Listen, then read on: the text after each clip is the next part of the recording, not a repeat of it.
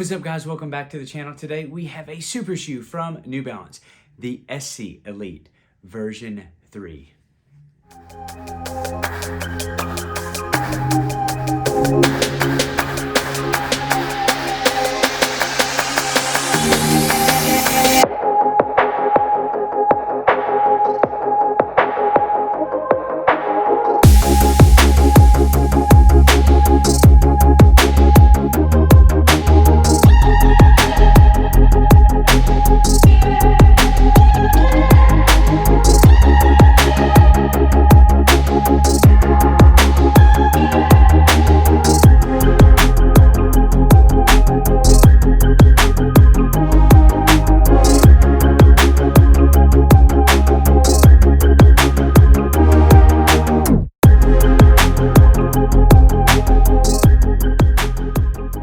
As is our custom, before we jump into the review, let's go over some introductory things about the SC Elite version 3, starting with price point.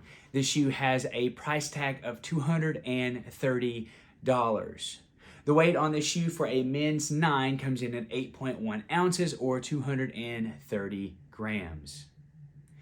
Onto the specs of the shoe, we have a 40 millimeter in the heel, 36 millimeter in the forefoot, giving us a 4 millimeter heel to toe drop. Hey guys, wanted to take a brief pause real quick and let you know that YouTube informed me that a lot of you guys watching this video right now are not subscribed to my channel. So real quick, go hit the subscribe button. Thank you. Now that the introductory things are out of the way, let's dive into the review, starting with the upper. So this upper is composed of an engineered knit material. It is an engineered knit upper and it is pliable. Let me tell you something right there. I want you to be able to see this really close. If we get closer to look at the engineered knit material that's used on the SC Elite version 3, I want you to see the material. Note here just how flexible and how breathable this engineered knit material is. So look really close and you can see that there are tons of holes scattered throughout the shoe. And what that has done, that has increased the breathability of the shoe, it's increased the pliability, it's increased just the flexibility overall of the shoe. I want you to see this right here. Just how stretchy this shoe is. Super stretchy. So what New Balance has done is they have also, in order to make the shoe not too elasticy, they've placed some protective like plastic overlay over it to prevent too much stretching and to increase the structure on the shoe. So I definitely noticed that for sure. This plastic overlay has helped a lot to keep your foot tight and secure and not stretching beyond its limits. I wanted to talk about the upper and the tongue and what we have going on here. Because basically what has happened is we have a upper tongue integration. So basically the tongue in the upper are one with each other. I want you to be able to see inside of here. You have just one big piece. You have this stretchy knit material for the tongue anchored into the upper with these locking points for your laces to run through the eyelet chain. And it is an interesting design. You also have a pull tab on top, of the tongue, because you're going to need to utilize this pull tab when you put your foot in the shoe.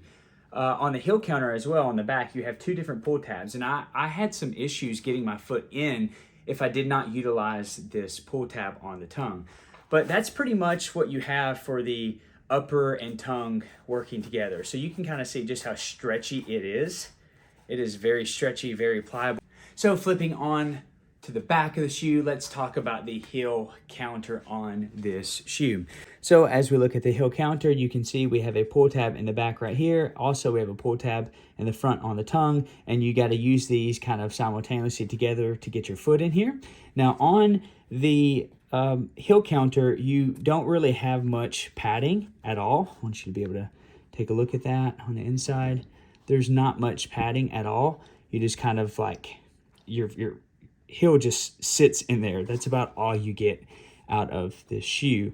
You do have a little bit of structure when it comes to right here through the center line. And so if I try to step back and show you guys, it is pretty sturdy right here along the heel. You can't press it down much, but that's the only structure you get on your heel counter. They use this type of material right here on the back. Basically, here's where your structure is on this shoe. But other than that, that's all you get. You don't get too much padding, barely a little bit that runs on the inside. And yeah, pretty minimalistic, honestly, for the heel counter, but you're definitely gonna have to utilize the pull tab in the back and the pull tab on the tongue in order to get your foot in. Otherwise, you're gonna have some problems. Let's move on down to the midsole on the SC Elite version 3. So this midsole is comfortable. Let's look at the composition of what it is. So we have a dual density foam right here. You have New Balance's bread and butter, softest, lightest, very responsive foam, super cushiony foam. Here we have a two layers of this foam. You have a foam on top and you have a foam on bottom of that Fuelcell right here. And I want you to be able to just see just how squishy this is. My goodness, it is so squishy. So the top layer of the foam, it is still Fuelcell, but it is a little bit harder than the bottom layer of the Fuelcell foam. So you can kind of see. I'll flip it over a little bit. You can begin to see just how squishy it is. It is so squishy, so comfortable. And yet what New Balance has done is that they have put their Energy Arc plate sandwiched between these two layers of foam. Now, this made for an excellent ride. I mean, it was very comfortable. For this to be a super elite shoe, a fast shoe, it felt good on my feet. Like, I did not want to take it off. And I noticed that the faster I went, the more comfortable it got. And I think that's largely due to the Fuelcell foam, the dual density foam that they utilize here in the shoe, working together with that Energy Arc carbon fiber plate. So let's move on to the bottom of the outsole on this super shoe. So as you can see, we have some rubberized outsole around the heel and around the top of the shoe. Look at what's going on here. Have a good view. So pretty much you have the rubberized outsole on the heel and then going around the top of the toe box right there. And then on the Energy Arc carbon fiber plate, you have some rubberized outsole here. Now, this material is pretty stout overall. I noticed that when I was running, I ran through some wet spots. I did not have any slippage at all. It worked really well for me. You take a closer look at that, kind of see what it looks like. Pretty good. I mean, honestly, pretty good. Overall, my experience in this shoe was really good. I really loved the Fuelcell dual density foam that we have going on here. The Energy Arc carbon fiber plate really paid off. I mean, the faster I went in this shoe, the more comfortable it got. I thoroughly enjoyed that.